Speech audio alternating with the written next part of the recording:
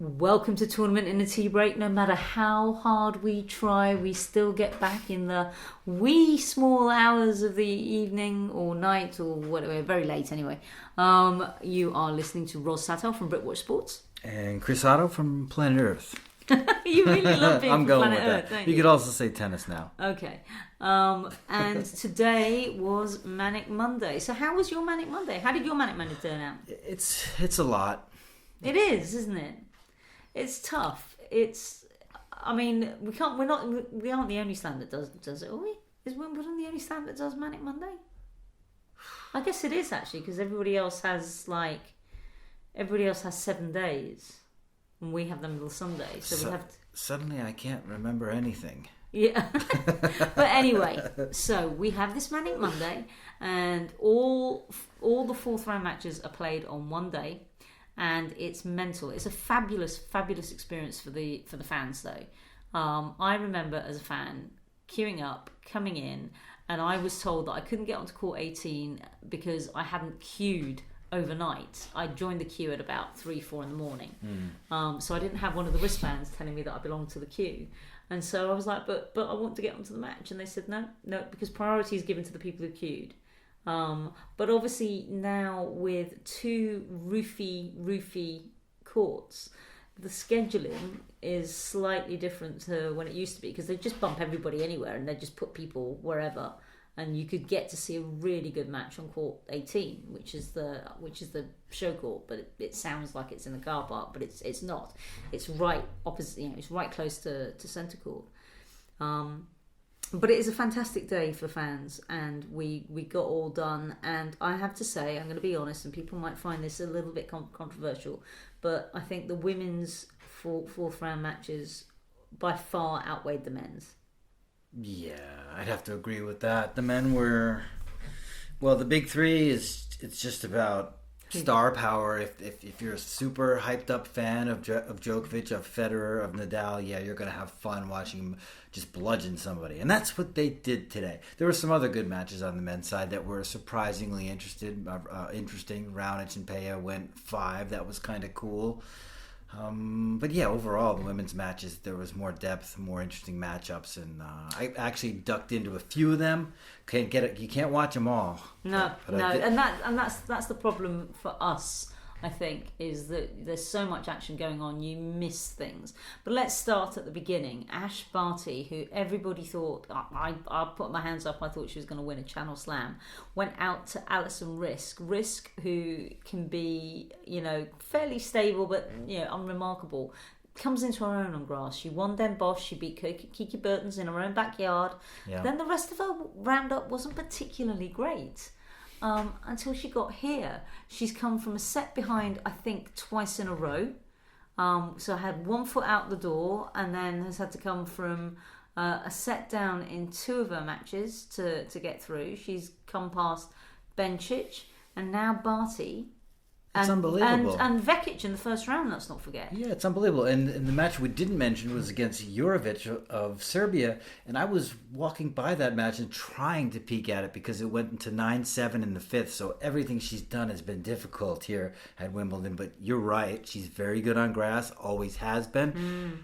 And, wow, she took out Barty today. That was just a massive surprise. In fact, I tried to get to that match because I knew it was close and I wanted to get in there by after the 7th game of the 3rd set. I just missed that changeover, and then Barty was broken and lost the match before I even could get in to watch it. Yeah, all it took was scoreboard pressure and one poor game from Barty, and it was all done. And that's the thing with grass. It's so quick. If you lose your serve, that whole set can be gone in an instant. For her, risk and reward, she earns a matchup with Serena Williams, who, if you look at the score, 6-2, 6-2 against Carla Suarez Navarro, you'd think, meh, okay. But as you pointed out to me, and I had to go and check, she actually got broken twice, once in each set. Yeah, she did. I don't think we're still completely confident that we're going to get the juggernaut Serena Williams, the 7-time Wimbledon champion Serena Williams, that can just take the racket out of anybody's hand. I don't know if she's playing as even, as steady as she would like to just yet, but the draw has broken in her favor. We were talking about the quarter of death for Serena Williams, and it just hasn't happened that way. And for her to get Alison Risk in the quarterfinals is real nice. It's a reward. Okay. All right. So let's go down. Let's keep going down in order, I think. Sure. In that next quarter, Barbara Strycova came from a set behind against Elise Mertens. I don't know that this was a surprise because Strycova has reached the quarterfinals before. She does play well on grass. She does. Although she's hinting that this might be her last time. Isn't that funny? I've seen those clippings from her press. Yeah. She's kind of seems like she's playing with the media a little bit. I find it hard to believe that she'd be interested in calling her quits. I mean, she's at the top of her game on doubles still, and clearly it's in singles as well. I was out there to watch her play against Mertens in the third set. She was steady. She wasn't serving and volleying. I really came out there to see her serve and volley because, of course, she has been the player that has served and volleyed more than any other singles player on the women's side. I think 20% of her service points have been serve and volley. But when I saw her play against Mertens, she must have gone into plan B because it was mostly get to the net behind an approach shot type of tennis. But still, the really steady, some great defensive lobs, some really nice points between those two. And she was definitely a deserving winner. And now she gets Jo Konta next. Yes, now this was a match and a half. So Jo against two-time champion and the very much beloved Petra Kvitova.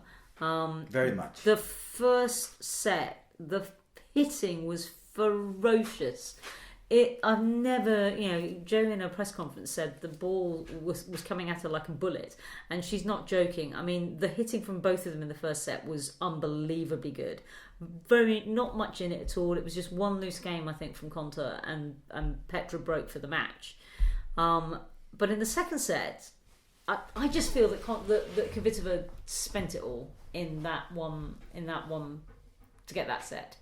And then in the second set, Konta broke her twice at the beginning, and then held on to the advantage, and then broke her twice again. Had a double break lead in the She third. needed that double break lead because that serving arm was super, super tight. Kvitova by this point was hitting free, broke Konta as she was serving, but a sign of the confidence in Konta right now. This time towards the end of 2017, if this happened where she either lost a set or was coming back and then was struggling, she would just capitulate. And she had absolute calm and belief that she was going to come through that, and she did. And the strange thing, we hope that it isn't anything serious. We hope it is just too upset to come into press. But Petra Kvitova didn't come in. She was due in at 20-7. 20-7 came and went, and then I don't know where I was. I'd gone upstairs, I think, to get something from upstairs, and they said, Petra Kvitova won't be coming into press for personal reasons, and we'll get flash quotes. I don't even think we got the flash quotes. I haven't seen that. Again, that's very rare from Kvitova, very rare indeed. So that's kind of sad, but so another winnable match for Konta. Could be a difficult one though, and she'll then end up with either Risk, in which case that draw opens up beautifully for her, or more likely Serena Williams, and then I think it'll be a real battle of wills. Far more likely. I think you can expect Risk to fight, give Serena a good fight. She always does, and who knows, it could pay off if Serena has an off day. And I like Konta against Strycova as well. Okay.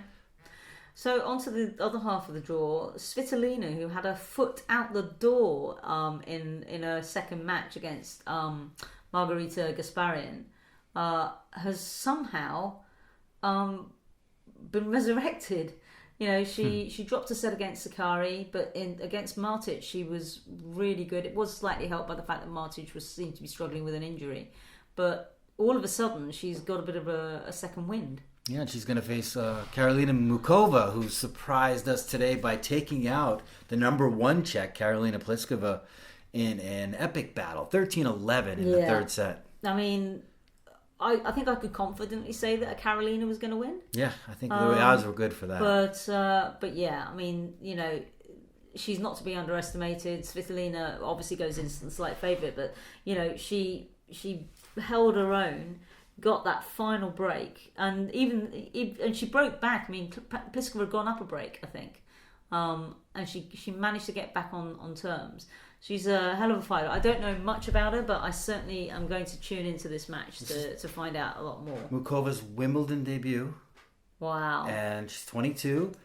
And should we go crazy for her as we did for a 15-year-old? Not maybe if she wins another match or two, but a lot of people like her game, like the style of game that she plays. She's crafty, she's clever, she's definitely worth your watch. So keep an eye out on that quarterfinal with Svitolina. And then, of course, the fairy tale came to an end. Coco Gauff really just seemed to struggle against Simona. She was nursing a bit of an upset tongue. You know, It was kind of sad to watch her impress. Her eyes were kind of red. We weren't sure whether it was from the illness or whether she was just upset. But yeah, you know, I liked a lot of what she was saying at Impress. She was saying, you know, that she's not a sore loser, but she wants to make losses make her better. But yes. she's a good loser because she lost to former world number one and a Grand Slam champion, and there's no shame in that. And people were saying to her, you know, there's absolutely no shame in losing to Simona Halep, absolutely none. I think she was kind of cool with that. Yeah, I think she was. Absolutely no shame, and I think Simona was impressed by her in a lot of ways. Yeah. She's impressed by her backhand, which was good, and her serve, which is very powerful. Bright future for Coco Gauff. Yeah. 15 winners, 29 on forced error is not going to cut it against Simona Halep. No, and Halep really seems to be on a good upswing at the moment. You know, she admitted that grass maybe not be her favourite thing, and you know, I asked her in Eastbourne because she was like, it's grass and I'm not very good, and it's like, you reached the semi-final. She goes, yeah, I know, but it's like kind of in my head because I hurt my ankle, and you know, she's coming through. This to me feels like her run in Australia felt a couple of years ago, where she had a little tweak early on. You know, I mean, for goodness sake, she beat Jeannie Bouchard on one leg. I mean, she literally beat Jeannie Bouchard on one leg because that ankle had been really badly turned, and she was literally just pivoting around and hitting the ball, and she still beat Jeannie. Well, speaking of Australia, she's playing a player who beat her in Australia back in, I think it was 2017. It was Zhang Shui's first ever Grand Slam win after 14 consecutive losses, and that was a springboard to her first major quarterfinal. And now she comes to Wimbledon, 0-5 lifetime in Wimbledon, and here's her second major quarterfinal. She'll face Halep next. Yeah, so what did she do to Yastremska? Not quite sure. I wasn't able to catch that match, but she was able to turn around a kind of a lopsided middle set and come away with the victory. I think her experience paid off. She had a lot of praise for Yastremska, saying she's one of the bright young players on tour, which I have to agree with. She's one of two teenagers that made the second week here at Wimbledon. But how about Zhang? She is playing good ball again. And you know, we were talking about it earlier. She could challenge Halep. You don't just like with Serena Williams, when maybe you don't know which Serena will show up. Yeah. Which Simona Halep is going to show up tomorrow. So let's show the men some love. As I said before, and this might be controversial, but I really don't care. The lineup for the men was not inspiring. Not today. Not today. It was not. So let's just look at what's resulted out of the quarterfinals. So we have Novak Djokovic and David Goffin. Now Goffin has been quite impressive. He's suddenly decided that he's House of Goffindor is loving the grass. Yeah, brilliant 5-setter versus Medvedev to get to the third round, then beat Verdasco today. Yeah, and Djokovic, I mean, just breezed through Humber, so, you know, there's not really much we can say about that. By the time I actually looked up from going to various press conferences and stuff, he was done. Perhaps the match of the day, if we had to pick one, was Guido Pella against Milos Raonic. It was the last to finish, 5 sets, and Pella backed up his win over Kevin Anderson. Yes.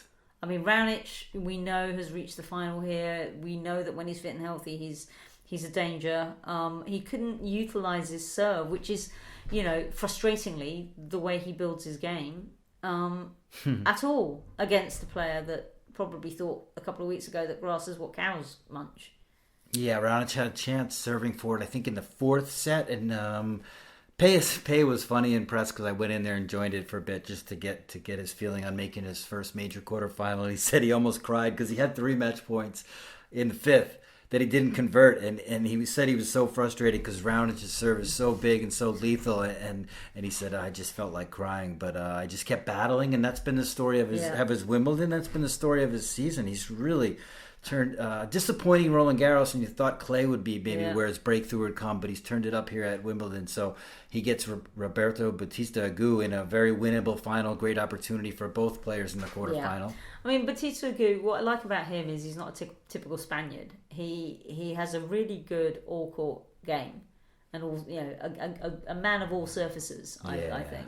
And he's just metronomically consistent. He certainly is. I mean, he would just tick along in perfect timing. This could be a great chance for him, for both of them. But I think if Bautista Agut made it to the next round and to meet presumably Djokovic, I think he could cause Djokovic a few headaches. Maybe. Okay. Hard to say. On the other side, Sam Querrey did God's work by taking out Tennis Sangren, so we don't have to talk about him. We know what Querrey's capable of on grass. Former semi-finalist here. So he will be up against Rafael Nadal. Now, you said to me at dinner, Nadal has been tested. Of course he has. He was taken to 4 sets by Nick Kyrgios.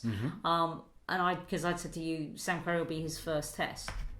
I think Sam Querrey will be his biggest test, and I can see him being dragged to 5. It'll be his second test. Yeah, Rafa's never really super comfortable against big servers that can take the proverbial racket out of his hand, but he did well against Kyrgios to get through. I think Rafa's in a place right now where if he gets the breakers, he can handle it. The pressure's not bothering him too much. He's excited. He's jazzed. He feels like he can win this tournament. I think he gets past Querrey, but then again, we know this will be a nice match to watch because Querrey is super good at Wimbledon. He's proven that before, so watch out for him for sure. Yeah, and then of course we have Kei Nishikori, who after his revelation of realizing that you can actually make it in less than 5 sets to the second week, was taken to 4. Now, talk to me about Nishikori, because we had a bit of a debate in the car about this. Yeah, this is my favorite quarterfinal of the 4. I love Nishikori on grass. Even last year when he reached the quarters, took a set from Djokovic. Talked to some Japanese journalists that were in with him today, and they say he's really confident. He feels like he's continued to improve on the surface, and maybe that's what we're seeing here at Wimbledon, where, as you said, Ros, he won his first 9 sets today, was in 4 over Kukushkin, but he comes in good form against Roger Federer, a player who he beat in their last meeting at the ATP World Tour Finals, and we all know how good Federer is in London in the fast indoor courts. He's also got 2 other wins against Federer lifetime. They went to 5 in 2017 at the Australian Open. It's not like it's a horrible matchup for Kei Nishikori. So I think of any of the big 3 players, if there's one that could potentially be pushed and maybe even lose, it's a long shot, but it's Roger Federer who's facing Nishikori. I really am excited to watch this quarterfinal, whereas Djokovic, Goffin, that'll be interesting. I'm behind Goffin. I like what he's doing here. And Nadal, Querrey, that'll also be interesting. But I just think this is the one that could be a really tense thriller. Okay. Well, so do we think that we're going to be reconvening tomorrow? You don't have plans? Absolutely. You fancy doing this again? I might come right to the same room. Okay. And just wait for you. If you're not here, I'll just wait for you like a puppy. Perfect. Oh, bless. What does that mean? You're going to chew my furniture? I have a chew furniture. And then whittle in the corner? Yes. Yeah, that's not good. Exactly. That's not good. So we will join you tomorrow. Probably quite. Well, it might not be as late this time because it's the women's quarters, and they're all over the place. Yeah, we might be a respectable hour.